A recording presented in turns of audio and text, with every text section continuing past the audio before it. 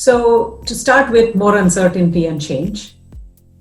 And with that, I mean, there was a lot of wisdom of customer behavior that we were leveraging. And in some ways, we have to still not forget about it, but not rely so much on it. There is an increasing trend towards active participation. It has been, it's going to be even more. People really need to feel they're a part of the brand. They trust the brand. That's where you're going to build relationships, and that's how you're going to kind of sustain those. Consistency, authenticity, and complete alignment between brand and experience, all while changing the proposition and experience. Accepting change as a part of your day-to-day and your new normal. And last but not least is communication. The way I would put it is care, inform rather than sell. Obviously, is going to be important as we come out of this, because there's a lot of sensitivities and anxieties that you need to be aware of and respect and recognize among your customers. I think the next big thing for the industry is likely to be a more recognizable erasing of programmatic boundaries.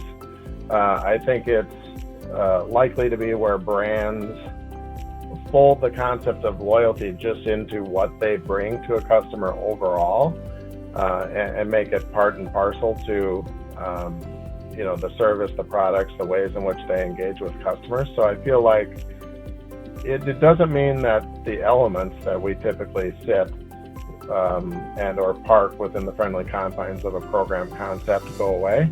I think it just means that they literally feel much more naturally a part of the fabric of the brand and the way that they act. And I think, a lot of the companies that have are more born out of the e-commerce growth that we've seen in the last 10 years have had a natural advantage. I think what's going to be interesting is to see what we might view as more traditional brands, how they make that leap into making loyalty less obviously about the program and more intertwined in the overall proposition of what they do and how they interact with customers. Well, I assume that you assume I'm going to say the next big thing is understanding emotional drivers of consumers and getting to emotional loyalty. But I'm going to go one step beyond that because we're already at that place. So I'll tell you what I think the next big thing is.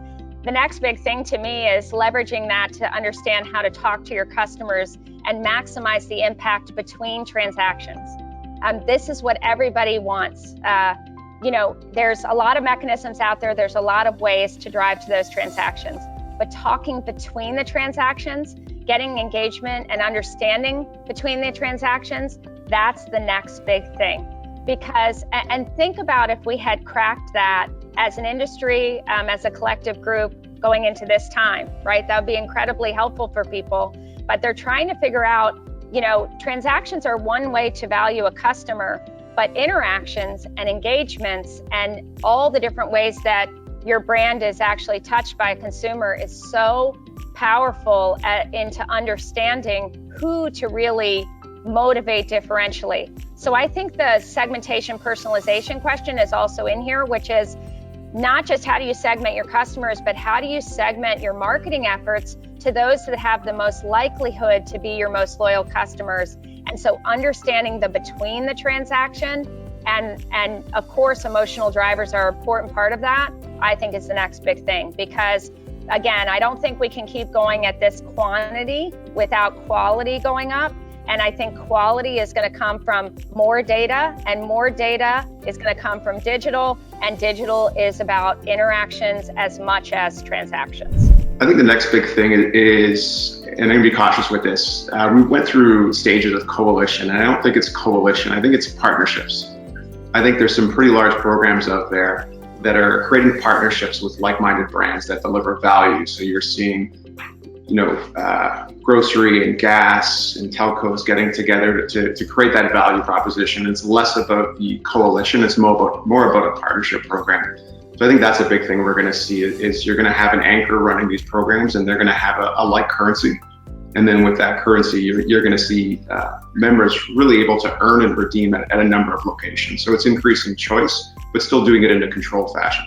I think you're going to see probably two different directions. You're going to see a challenge with data, and you're going to see programs start to probably assume less risk. And those are going to be some programs that have that mindset. And then I really think we're going to see a lot of that openness in that community we talked about earlier on about brands working together. I think Earn is going to definitely go across really a number of brands together. And again, not in that coalition fashion, but in that partnership fashion. And I think redemption is going to explode. You're going to see really points as a currency available anywhere.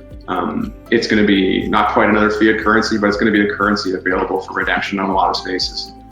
I think it's all around increased personalization, right? So I've talked a lot about it already today, but it's really around, from relevant offers and messages, the digital experiences, transitioning brands from brick and mortar locations and really to this digital experience. It's no longer enough to have a transactional loyalty program. And I think most loyalty programs today are still that, they're transactional. So those brands, those retailers, those who can really truly create a personalized experience will drive that sought after, profitable consumer behavior change that we're seeking. And so again, not necessarily a new concept, but for anyone that can do this consistently, that'll be the big thing.